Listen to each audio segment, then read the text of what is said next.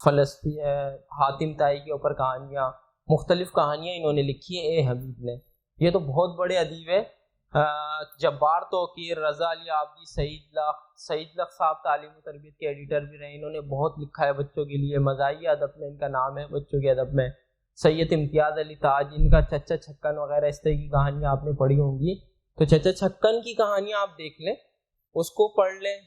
منشی منقع والی کہانیاں، محمد یونس حسرت صاحب کا نام بھی ہے یہاں پر، ان کی یہ کہانیاں پڑھ لیں. اور آج کے دور میں جو لوگ کہانیاں لکھ رہے ہیں کرداروں کے اوپر، ان کو پڑھ لیں تو آپ کو اندازہ ہو جائے گا کہ کتنا فرق ہے. یعنی کہ انہوں نے مزاح کو کتنا اچھا روپ دے کر بیان کیا، اور ہمارے ہاں وہ مزاح آتے آتے کیا سے کیا بن گیا. تو یہ بھی آپ دیکھ سکتے ہیں. غلام عباس، فرخندہ لودھی، رضیہ سلطانہ، کشور ناہید، کمال احمد رضوی، یونس حسرت صاحب کا بھی بتایا. مقبول جہانگیر صاحب نے بڑا کام کیا ہے بچوں کے ادب کے اوپر.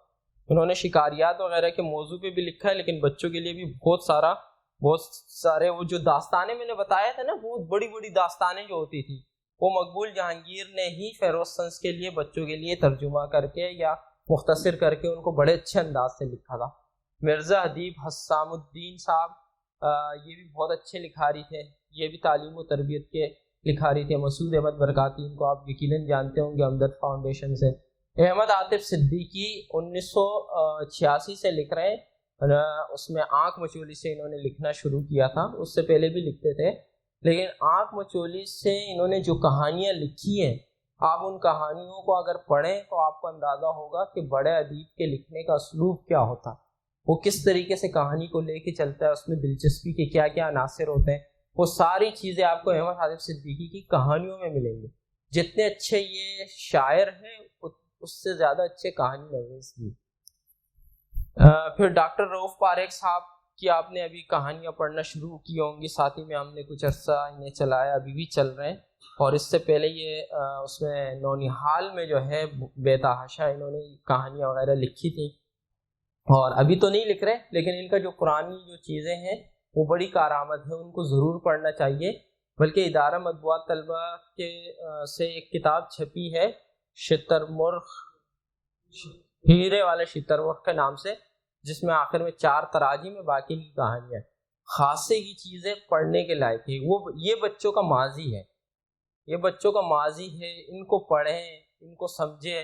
ان کو پڑھیں گے، سمجھیں گے، سمجھ لو آپ کو پتہ چل جائے گا کہ بچوں کا ماضی کیا تھا، اور اب آپ نے آگے اس کا حال کیا بنانا ہے، اور اس کا مستقبل کیا ہوگا آپ کے لکھے ہوئے کا.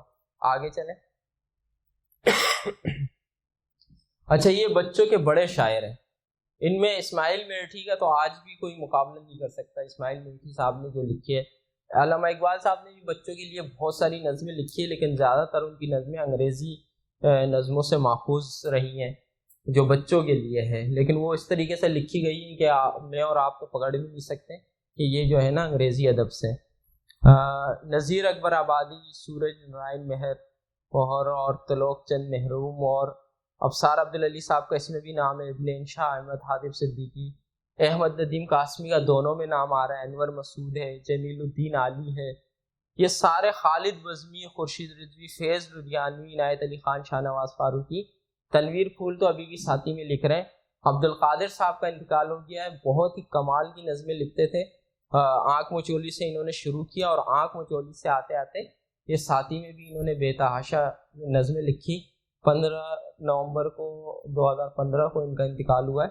اور ناصر زیدی نے بڑی نظمیں لکھی ہے، بول میری مچھلی، کتنا پانی وغیرہ، یہ ان کی نظمیں ہیں.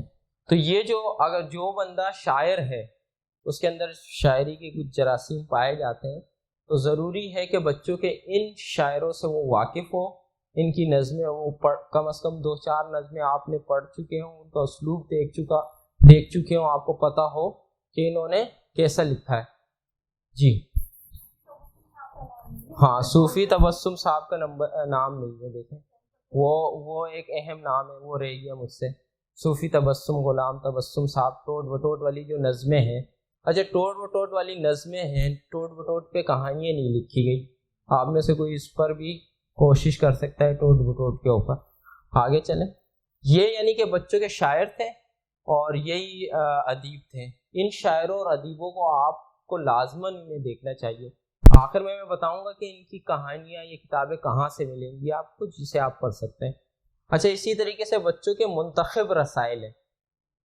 ویسے تو بچوں کے بے تحاشا رسائل شائع ہو رہے ہیں، لیکن یہ بچوں کے منتخب ہم نے کچھ رسائل کیے ہیں.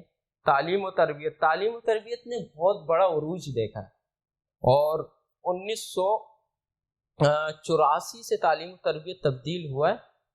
مئی 1984 سے غالباً وہاں سے انہوں نے چھوٹے سائز میں آتا تھا، پھر جب بڑا سائز ہوا تو ایک تو بہت اچھا کلرفل ہو گیا، رنگین ہو گیا، اور اس کے ساتھ ساتھ تعلیم و تربیت میں کہانیاں وغیرہ اس کا معیار بھی بہتر سے بہترین ہوتا چلا گیا. اچھا اسی طریقے سے نونیحال ہے. نونیحال بہت اچھا شائع ہوتا رہا، بہت اچھے بڑے بڑے ادیبوں نے نونیحال کے اندر بھی لکھا. پھول ہے. پھول اختر عباس کے دور کا اگر آپ پھول دیکھیں، آج کا پھول تو اس کے مقابلے میں کچھ بھی نہیں ہے، لیکن آپ اختر عباس کے دور سے وہ پھول اس کی کہانیاں دیکھیں تو آپ کو تعلیم و تربیت یاد آ جاتا ہے. تعلیم و تربیت کا بھی اسی طریقے سے بہت اچھا معیار تھا. ساتی رسالے سے آپ واقف ہیں. ساتی رسالہ ابتدا میں کوئی بہت اچھی شکل میں نہیں تھا، بلکہ 2000 تک ساتی رسالہ چلتا رہا. ایسی کہانیاں شائع ہوتی رہی، کچھ ناسیانہ. کبھی یہاں ایک مسئلہ یہ بھی ہے نا کہ ساتھی میں ادارہ تبدیل ہوتی رہتی ہے، تو مدیر کا موڈ بھی چینج ہوتا رہتا ہے. کسی کا نظموں پہ زیادہ اچھا زور ہوا تو اس دور میں نظمیں اچھی ہو جاتی ہیں، کسی کا کہانی کا اچھا ہے تو کہانیاں اچھی ہو جاتی ہے، کوئی مضامین کا وہ زیادہ اچھا ہے تو اس کے دور میں مضامین زیادہ اچھے ہو جاتے ہیں. باقی چیزوں بھی ہوتی ہیں، لیکن اس کے دلچسپی کے لحاظ سے بھی چیزوں پہ بہت فرق پڑتا ہے. اچھا اسی طریقے سے ہم یہ دیکھتے ہیں کہ بچوں کے اسلام نے بھی اشتیاق صاحب کے دور میں بہت ہی اعلیٰ قسم کے بچوں کے اسلام کے شمارے نکلتے رہے، اور ابھی بھی میرے خیال میں بچوں کے رسائل کے اندر ان کی نہ صرف سرکولیشن بہت اچھی ہے، بلکہ اس کی کہانیاں بھی آپ کافی حد تک بہت اچھی اور معیاری کہانیاں بھی آپ کو ملیں گی.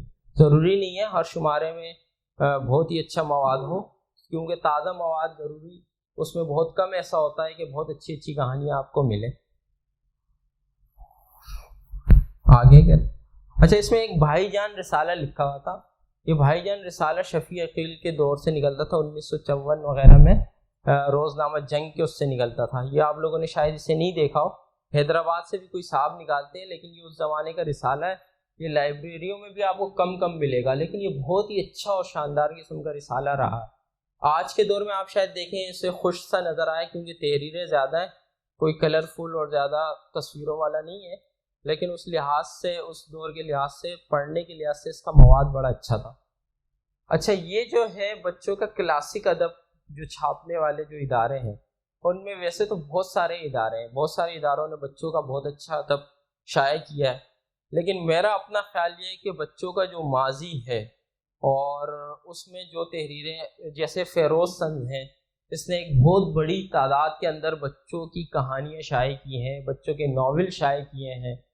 اور میرا آپ کو جو نئے قلمکار ہیں، لکھنے والے ہیں، ان کے لیے یہ میرا مشورہ ہے کہ وہ لازماً فیروز سند کی کتابوں کا مطالعہ ضرور کریں.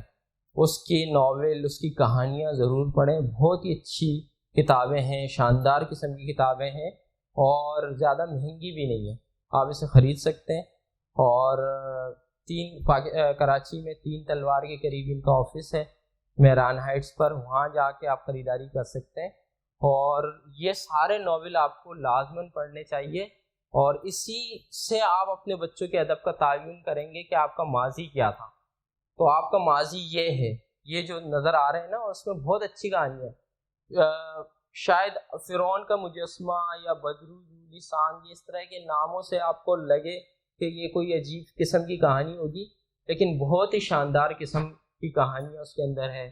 یہ کالا جزیرہ، اب یہ میں نے کل رات ہی ختم کیا ہے کالا جزیرہ. اس سے پہلے میں نے وہ 100 سال کی ایک ناگن پڑھا، ناگن نہیں ملی اس میں مجھے آخر تک، لیکن بہت ہی شاندار قسم کا، آپ کی نیند اڑا دے گا.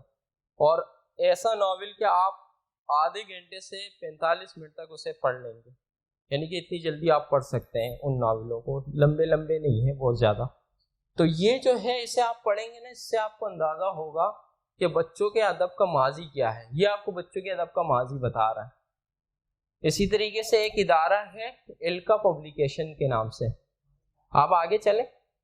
فیروز سنز کا، یہ فیروز سنز کی تھوڑی سی مختصر سی تاریخ لکھی ہوئی ہے کہ فیروز سنز تعلیم و تربیت جو ہے فیروز سنز ہی شائع کرتا ہے، ابھی بھی کرتا ہے. اسی طریقے سے یہ کتابوں کے نام لکھے ہیں جو فیروز سنز نے، یہ ایک مختصر سی لسٹ ہے. فیروز سنز بچوں کے ادب کے اندر پاکستان میں سب سے زیادہ کام اگر کسی ادارے نے بچوں کے لیے کیا ہے وہ فیروز سنز نے کیا ہے. فیروز سنز کا کوئی بھی مقابلہ فی الحال نہیں ہے بچوں کے ادب کے اندر، جتنی کتابیں شائع ہوئی ہیں.